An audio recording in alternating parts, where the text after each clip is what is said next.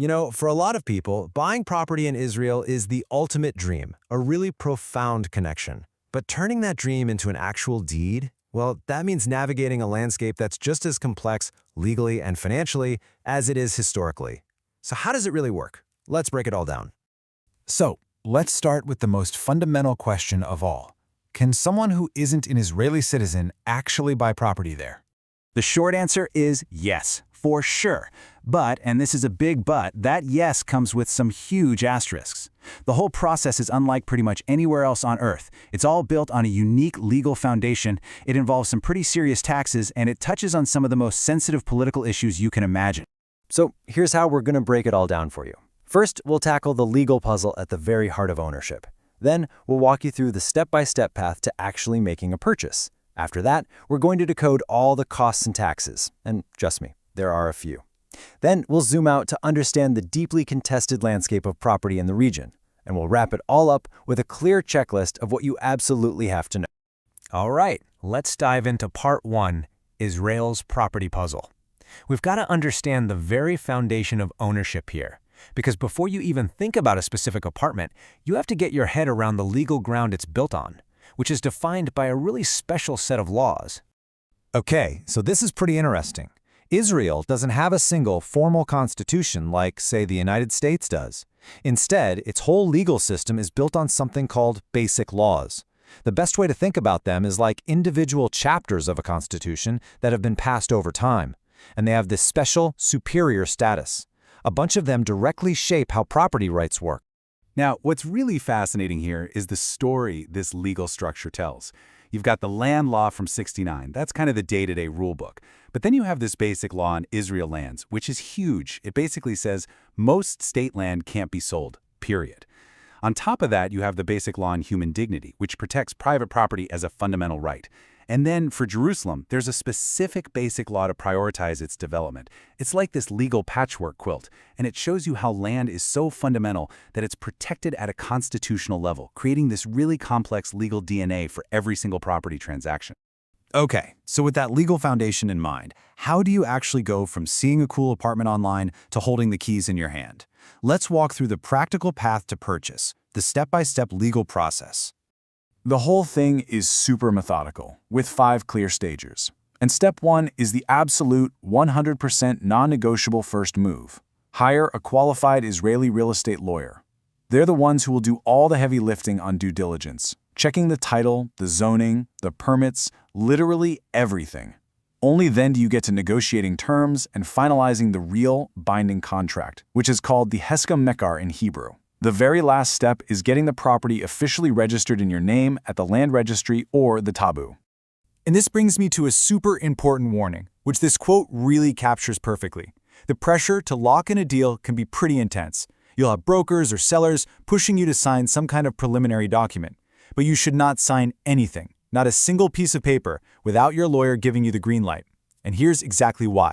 You have to understand this term, Zichron Devarim. It literally translates to something like a memory of things. It looks informal, right? Maybe just a one-page document with a price and some dates scribbled on it. But here's the trap. Israeli courts can, and very often do, consider this a fully binding legal contract. Signing one before your lawyer has checked everything out is like willingly walking into a legal minefield. You could get locked into buying a place with hidden debts, illegal construction, you name it. Just don't do it. Okay, now for a really critical part of any purchase, the money.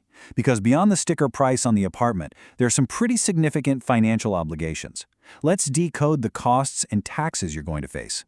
Whoa, okay, just look at this slide. It tells the whole story, doesn't it?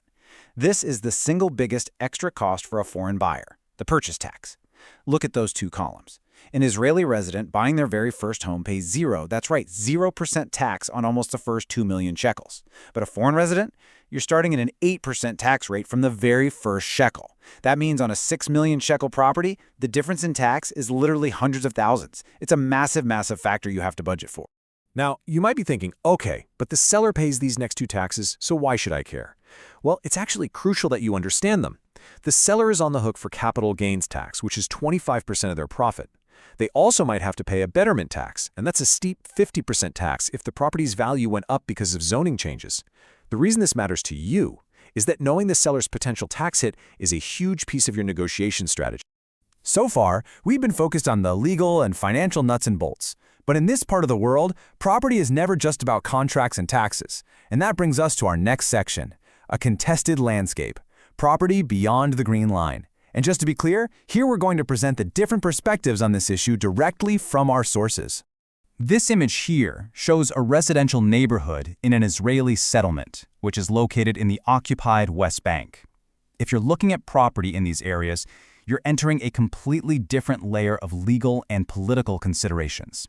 So from the perspective of international law, as it's laid out in this quote from a lawfare analysis, these transactions are extremely contentious. The argument is that these sales are in violation of multiple international treaties and UN resolutions, and the source even notes they could potentially be considered a war crime. On the other hand, you have the view from within the Israeli political system. As reported here by the Middle East Monitor, Israel's parliament, the Knesset, has been advancing laws to repeal old Jordanian rules to make it easier for Israelis to buy land in the West Bank, which they refer to by the biblical names Judea and Samaria. The stated goal of this bill is to end what its supporters call discrimination. Okay, we have covered a ton of ground, so let's pull it all together in our final section, what you need to know. Think of this as your final checklist, the absolute must-remembers from this whole thing. So if you remember nothing else, remember these 5 things. First, the legal foundation is key. It all comes back to Israel's unique basic laws. Second, lawyer up. A good Israeli real estate attorney isn't optional. They are essential. Third, and I can't say this enough, never, ever, ever sign a Zichron Devarim. Fourth, the taxes are real and they are significant. Budget for at least 8% as a foreign buyer. And finally, know the context. Be aware of the intense political and legal controversy, especially for property beyond the green line. You know, when you see this picture, the moment the keys are passed from one hand to another, it's the end of a long, complicated, and really meaningful journey. It's a transfer of so much more than just a piece of metal and a title deed.